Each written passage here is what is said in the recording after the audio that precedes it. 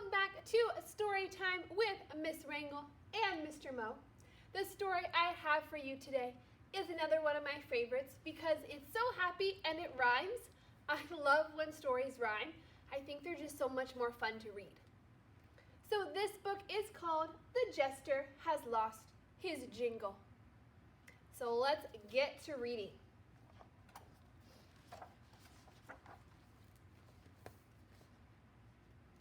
Our story begins quite removed, in a castle far away. Our story unfolds, unfortunately, on a very unfortunate day. You see, this morning when the world awoke, no one was in any mood to joke. But one was still happy and bubbled with joy, for he played with life as you play with a toy. He would dance to its rhythm, being light on its feet. He would sing to its tune, which was gentle and sweet.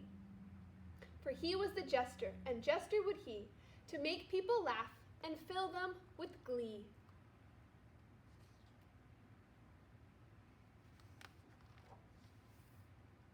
He had a special helper, as any jester would, a friend by name of Farley, a piece of talking wood. He carried Farley all over, the two were quite a pair. They viewed life as a carnival, a fun-filled, festive fair.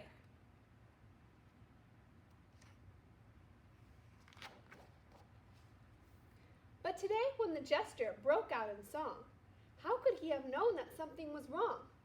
When he started his routine and strutted on the stage, how could he have known that the king was in a rage?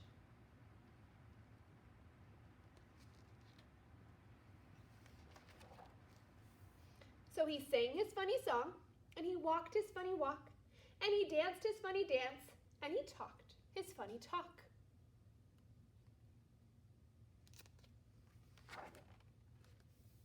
But nobody giggled, nobody yucked, nobody laughed, and nobody chucked.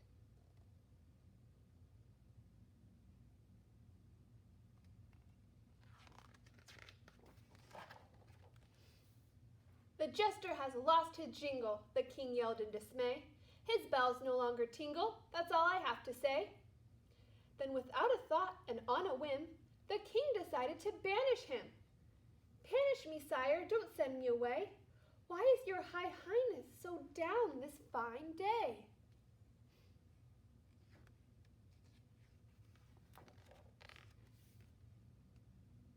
But the king gave no answer. He said nothing more, merely pointed his finger toward the front door. The jester walked out slowly, and a tear fell from his face, for he'd never left the kingdom, never wandered from this place.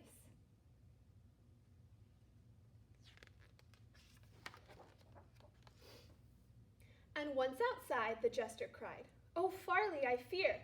What they say is quite true. I am no longer funny. My career is quite through." "That's nonsense," claimed Farley. "You're still funny, I say. You were funny last week. You're still funny today."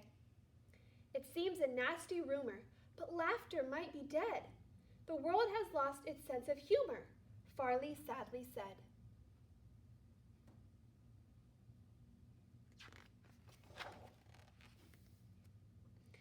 "Then it isn't me at all. It's the world that must be sick. We must find that sense of humor and bring it back here quick." So off they went, our fearless two, to bring back laughter, back to you.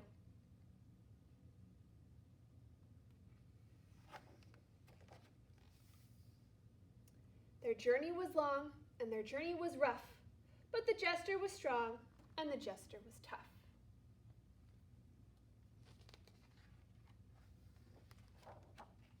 They looked far and near. They looked far and wide. They looked everywhere that laughter might hide.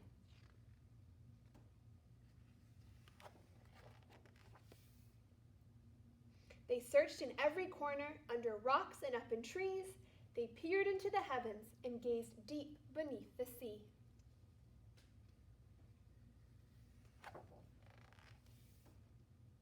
They wandered through the country, through meadows lush and pretty. They came upon a gleaming bridge that led into a city.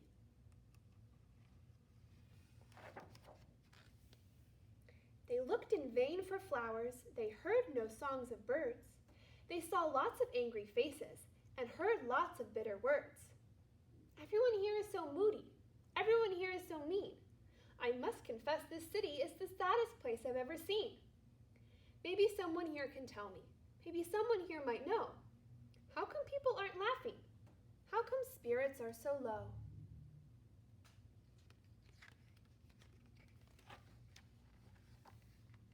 Ask that man, Farley motioned. That man over there. The thin one in the alley with the tangles in his hair. Okay, said the jester. I'll give it a go. Why are you not laughing, sir? I'd really like to know. It's kind of hard to laugh or joke when you're unemployed and completely broke. I have no job, I have no money. So tell me, jester, what's so funny? Oh, Farley, I fear it's much worse than I thought. Is laughter something these people forgot?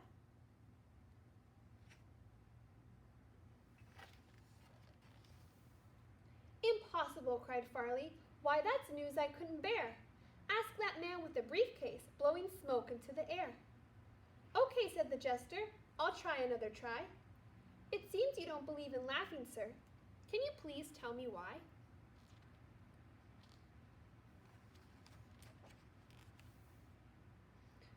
Laugh? That's a laugh. That's the best I've had in years. The world is not a funny place. It's filled with pain and tears. Don't you read the papers? It's all there in black and white. Everything is going wrong, and jokes won't make it right. I have no time for laughter. I have no time for you. I'm sorry, that's the way things are. There's nothing you can do.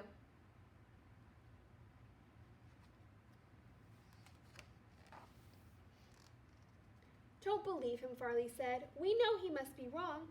Our search for laughter must continue. Time to move along. The jester looked up to the sky as he let out a woeful sigh.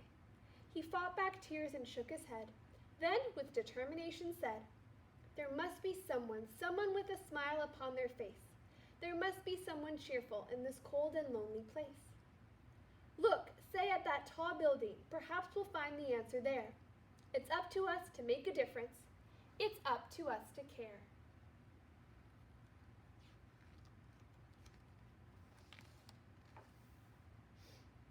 What's of her? Said Farley. That little girl in bed. The one who looks so fragile with the bandage on her head. Hello, little girl, the jester said. My, how do you do? I wonder if you can tell me, how come laughter's not with you? The little girl looked up, and her eyes were opened wide. She turned slowly to the jester, and she quietly replied, Here I lie, I have a tumor, and you ask me, where's my sense of humor? I've been very sick, I'm so tired of trying. I don't feel like laughing, I just feel like crying.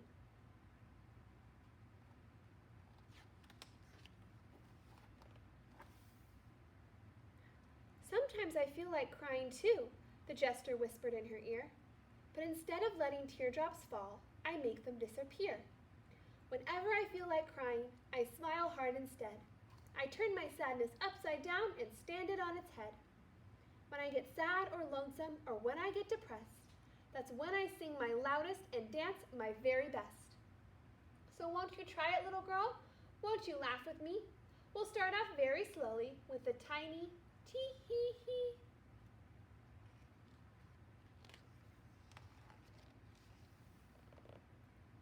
So he sang his funny song, and he walked his funny walk, and he danced his funny dance, and he talked his funny talk.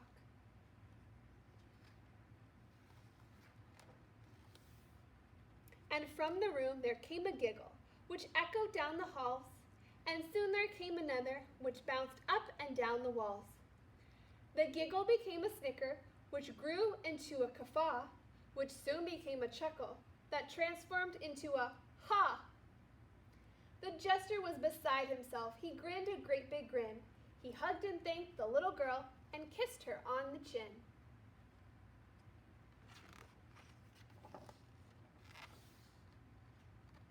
Soon laughter leaped right out the window, growing louder as it flew. Can't you hear it coming? It's about to swallow you. It spread to every corner. It filled up every space. Smiles popped up everywhere. Can't you feel one on your face?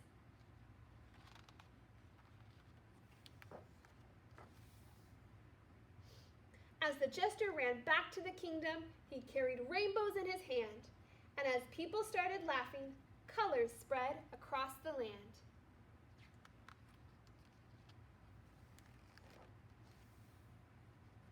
He leaped into the palace and he hugged the king and queen. He said, "Oh, my high highness, you won't believe what we have seen. Laughter isn't missing. Why, it isn't even dead. Farley and I have found it," the jester proudly said.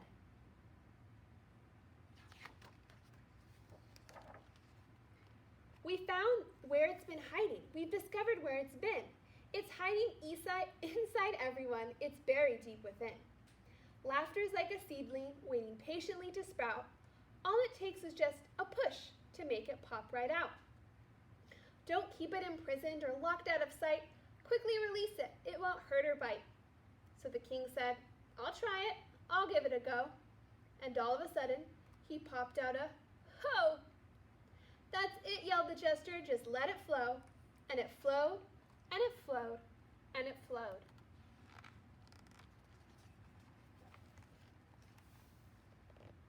And soon everybody started giggling. Everybody started yuckling. Everybody started laughing. And everybody started chuckling.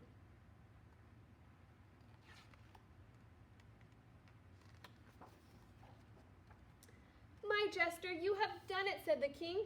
"You've saved the day. You've brought back love and laughter and helped us find the way." And when the jester heard these words, he smiled and started singing. He somersaulted in the air, for his bells again were ringing.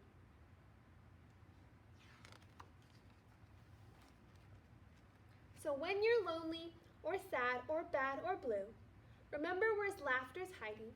It's hiding inside of you.